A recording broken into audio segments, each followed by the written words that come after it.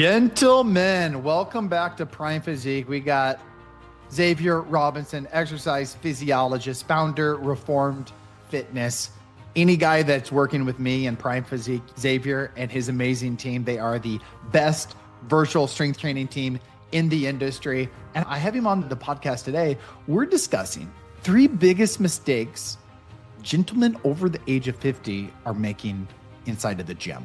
So we're going to dive right into it today. Xavier, we were talking a little bit before, the biggest mistake that we see men make over the age of 50. And let's paint the picture. Let's say it's the guy that he hasn't had a good routine in 5, 10 plus years. Maybe he's on the Orange Theory class here or there. He's dabbled. Maybe he's, I'm going to run a 5K, the turkey trot. So this is specifically for that guy. Man, it's been a while since I had a really sound routine. And he goes to this gym. What's mistake number 1? Let's start at And let's give even a little bit more context. This guy's goal is probably just to maybe lose some weight, improve his body composition, right? He's trying to just look and feel healthier, right? That's every guy who we coach. Every guy. Like, I want to feel better. I want to move better. But most importantly, I need to change the body composition. I need to build muscle. I need to lose some fat. I think if this is you and you're like, I need to get into a workout routine, I think so many guys make the mistake of, all right, I'll just start with running or jogging or some type of cardio, right? Yep. And the reason they do that is because it's easy to just walk outside and you could start running, right? Or you could go to the treadmill as well. But it's a low barrier. You don't have to think about what you're going to do. You're just going to run. Simple. And we've been misled that cardio is actually effective for fat loss. And that's just unfortunately not true. Not that you can't lose weight doing cardio, but it's not going to be a driver of your weight loss. It's not going to be a driver of your fat loss. It's not going to be a driver of body recomposition. So that mistake of, okay, I'm going to start a routine, just going to get going with cardio first. And then maybe after I get my legs under me, I'll start to add some strength training. That's actually complete opposite of what you want to do. Specifically, if your goal is to lose weight, lose fat, and to really reshape your body composition, of course, building muscle as well. I still hear a lot of people in general who think that either intense biking or intense running can build muscle. And that's unfortunately just not true. Even if it feels like there's a lot of resistance on your stationary bike or you're doing a high incline on a treadmill or running hills, you're still not going to build muscle. And building muscle, especially after the age of 50, is the single healthiest thing you can do. More so than losing fat. It is healthier to be overweight, have excess fat, than it is to be really lean, have a lack of fat, but also have a lack of muscle.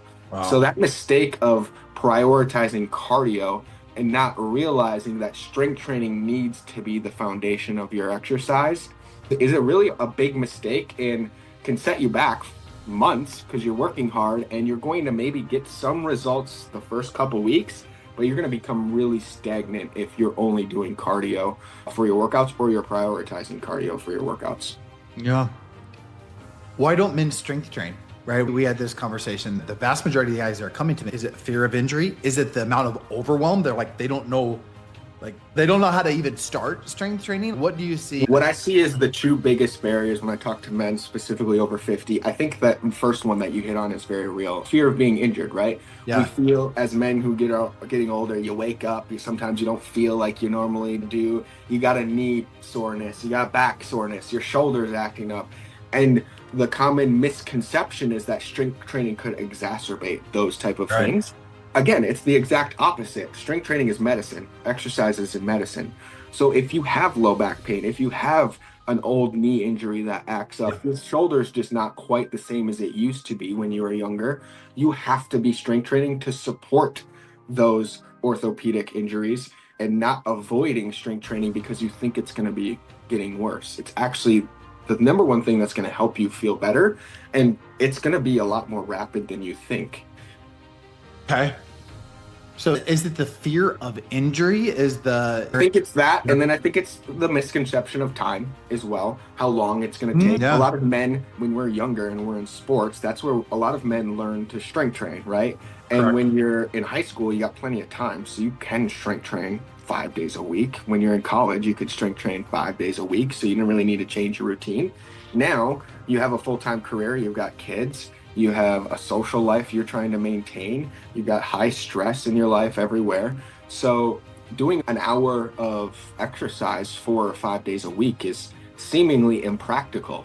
And when you look up a cookie cutter workout routine from Men's Health magazine, or if you're old school and you still look at magazines, or you just Google it, right, you're going to see a 4 or 5 day a week split routine that's an hour long each day. And so you're saying, all right, there's a chance I'm going to hurt myself here because I don't know what the heck I'm doing.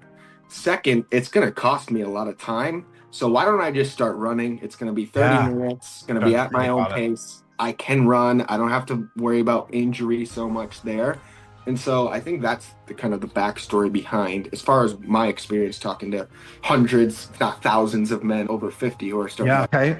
So what's the answer then? So if we're saying, okay, you have to start with strength training. If you want to feel better, live longer, be more productive, build some muscles. So when you put your polo on, you're like, okay, some good things are happening, right? We're saying you need strength training. What does that look like? Because I'm 100% in agreement with you.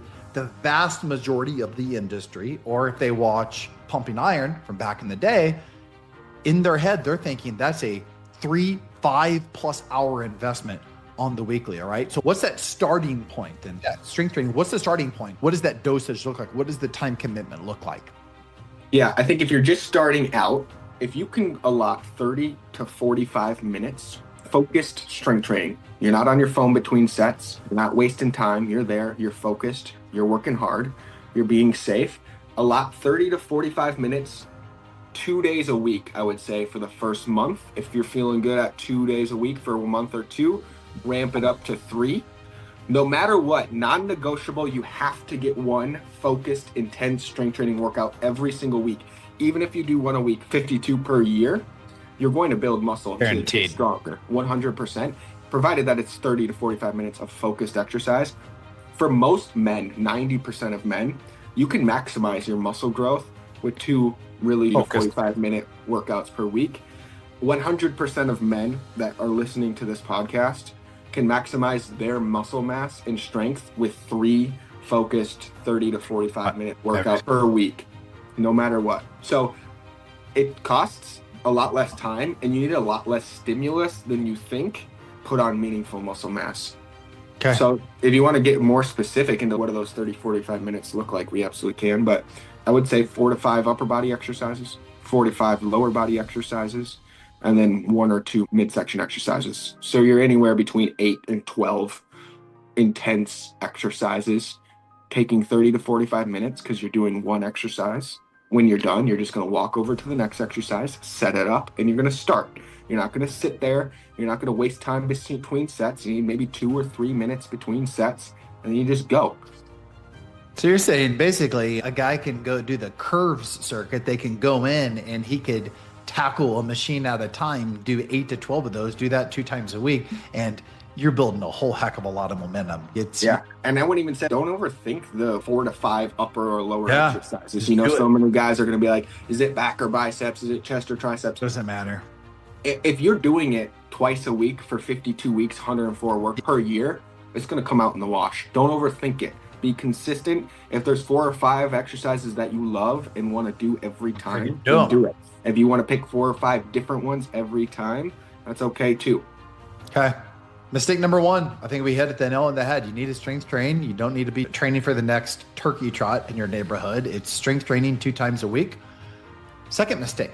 Second biggest mistake ties into number 1. We were talking about safety being a big barrier, right? Yeah. The perception that strength training is inherently dangerous. It's not true. That's because tip number 2 is the number 1 thing. I walk into a gym and I cringe when I see people moving the weight so fast, right? Especially a man thing, right? You're pumping out, crushing reps, lifting the reps as fast as you can. How many can you get? 30, 40. And the problem is, your goal in strength training is to fatigue the muscle tissue that you're trying to target, right? And when you move the weight fast, what happens is you're using gravity to lower the weight. You're using momentum to lift the weight. So your muscle's not doing all of the work. You're leaving some results on the table. So what moving slow is about 3 seconds lifting, 3 to 5 seconds lifting, about 3 to 5 seconds lowering, really contracting in the pause or in the contracted position, really pausing there for 1 second maybe. So each rep is about 6 seconds long. That's what I'm talking There we about. go. When it's slow. So it's not super slow by any means, but it's eliminating gravity momentum from the movement. And that's what keeps you safe as well. Because when you do that, like I just said, you're keeping all of the tension on the musculature. Muscles are meant to handle tension. That's literally what they do. Joints and ligaments are not meant to handle tension. So if anyone's seen a strength training injury, sometimes the muscle does tear and give out, but that's really rare. That only happens if you're using an insane amount of weight, which no one on this podcast is going to be doing. So you don't have to worry about the muscle giving out, but what you do have to worry about is the joint giving out. And that's when we move the weight too fast. You're going to load the joint. That's going to cause small things like inflamed tendons, things like tennis elbow or runner's knee. It's repetitive movements going fast like that. And then on the worst case scenario, if you're moving the weight fast and loading the joints on the leg press machine, your knee gives out, you tear a ligament on the worst case scenario. But I've been in the gym training, one-on-one personal training, 10 years, 40 hours a week, tens of thousands of hours, tens of thousands of workouts delivered. Dave, I've never seen an injury in the gym. So the fact that men are worried that they're going to get injured with strength training, it's possible, but only if you're doing something wrong. Exercise is medicine, meaning it improves your quality of life. So if you're getting hurt on a quote unquote exercise, then inherently you weren't exercising. You were doing something wrong. So you're saying the fix to that is going slow, aim for 6 seconds a rep. That's what the fix is. As simple as that. Yeah, go slow. If you're a man over 50, you need to be doing 2 strength training sessions and you need to be aiming for 6 seconds tempo. That's it. Yeah, I would say anywhere from 5 to 7 seconds. It doesn't have to be perfect. Yeah. Again, your mindset is, I'm not using gravity to lower the weight. I'm not using momentum to lift the weight. It's just my muscle. That's the lens you're looking through. Okay, so you're saying 2 sessions a week, 30 to 45 minutes, third of the bonus. As long as I'm being very intentional with the movement, I can build a ton of muscle and I can stay safe and not get injured. Yeah, 100%. I've changed my body composition doing that. I've changed hundreds of people's body composition with 2. I've trained people once a week and completely changed their body composition. 100%. Talking 10% down in body fat, if not more, just once a week. 30 minutes always with me. Not only do I see it, the research continues to back it up 100%. Okay. Third mistake is intensity. The number one most important variable in exercise is consistency, showing up consistently. The number 2 most important variable is intensity. And what intensity looks like when we're strength training. So many men make the mistake of thinking that it was intense because they're tired. They're like sweating hard, they're out of breath. And that's maybe one sign it was intense. But what intensity really means is, are you giving maximum effort on the set? And what maximum effort ultimately looks like is going to momentary muscle failure, or the point where you can't lift another repetition with perfect form and control. And so the research is really clear. In order to build muscle optimally, we need about 80% of the way to momentary muscle failure. Okay. So the good news is you don't actually have to completely get stuck. The bad news is there's no way in hell to know if it's 80% or 70% or 75% or 85%. You don't know. You can guess what 80% is, but we're really bad at guessing. Research has shown that too. So the only way to really know that you got 80 or more is to go to 100% failure. And the good news is when you go to 100% failure, you only really need 1 set. For a lot of guys, you could get away with 2 because maybe you didn't get to true momentary muscle failure on the first one. If you do 2 sets close to failure, you're really going to maximize your results. But it's that intensity piece that so many people get wrong. They think that because it was burning or because they're sweating or they're breathing hard, they think these external signs mean the workout was intense enough to stimulate results. And that's not always true. Even soreness is misleading. Just because you were sore from a workout doesn't mean it was productive. It might, but it's not the indicator that it was productive. What the indicator is, did you push yourself maximally in that moment? In the moment at the end of a bicep curl, are you trying to pull with maximum effort and it's not moving? So you're saying there's a big difference, because I think a lot of guys think they're working out hard. Right. My God, if I would do a group fitness class right now, I'm working hard, right? There's a big difference though, especially when in regards to strength training, working hard, right? And even intensity, I think a lot of guys look at intensity as going fast, go, Yeah. go, right? Intense means momentary effort relative to 100% versus 50% versus 10% effort. So fast does not mean intense. Yeah. Pushing yourself hard means intense. And in group fitness, I think a lot of times it feels intense because it's cardio. It's intense cardiovascularly, right? Your heart is working maximally, but are your muscles being challenged maximally? So I see at these Lifetime Fitness group classes, these Alpha Fit classes, a lot of men I work with will do these.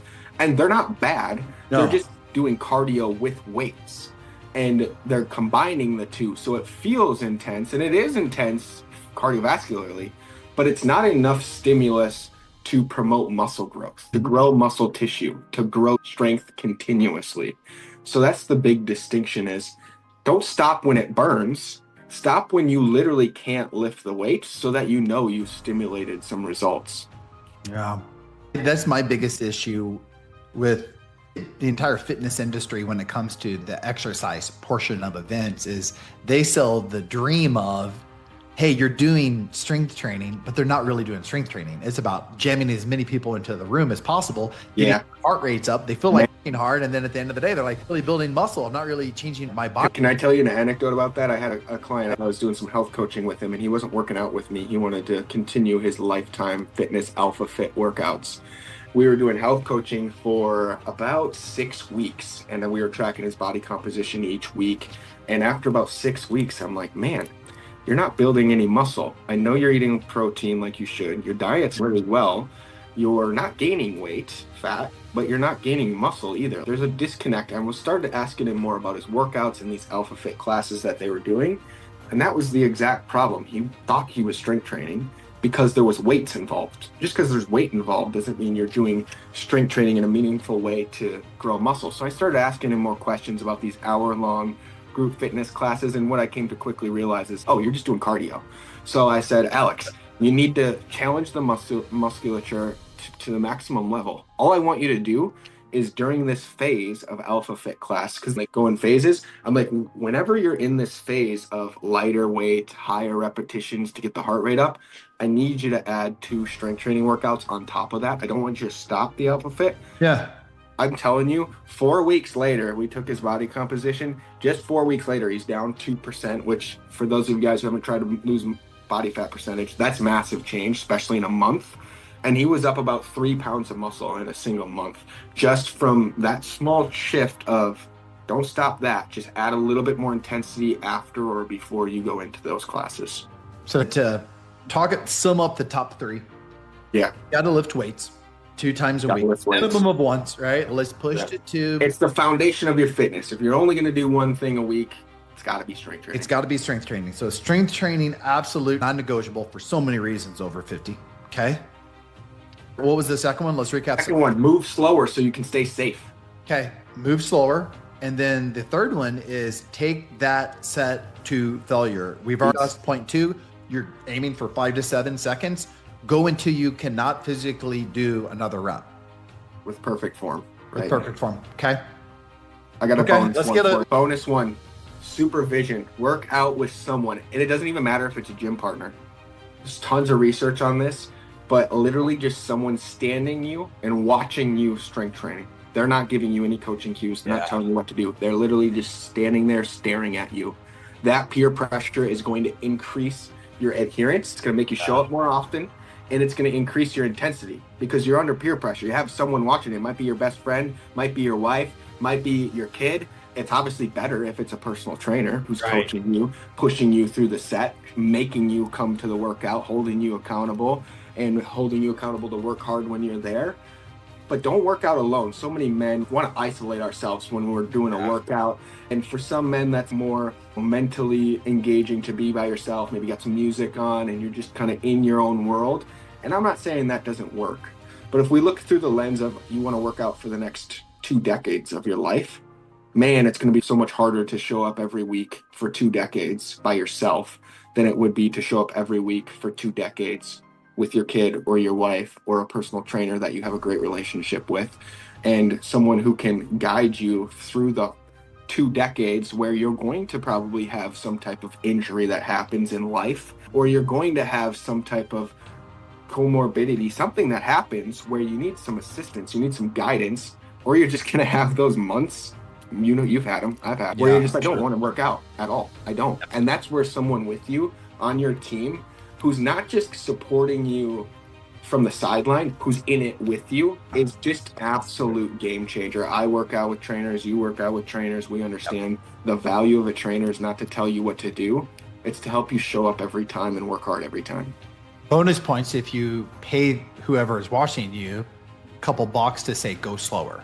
Heck yeah. That'd be my bonus point. At the end of the day, guess what? You probably need to hire a personal trainer, full stop. But if you're working out with a partner, just say, hey, just remind me to go slower, because that's my biggest takeaway from this is always aiming for 5 to 7 seconds. If that's just the golden rule, this standard, I think that does so much heavy lifting in the injury prevention front and in regards to stimulating muscle growth, just because forcing that muscle to work. So fantastic, man. Any parting shots? Those are a great. And that was it. Those three and a half. All right, fellas, let's get after it. Clock in. Make sure you're strength training. Make sure you're going nice and slow, and make sure you're intentional. Have someone watching you.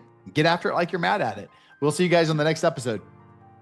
Thank you for watching the entire video. If you're not already, make sure you subscribe to our YouTube channel before the video ends and give this video a like as well. Really helps us so we're able to spread more evidence-based exercise to more people. Thanks again.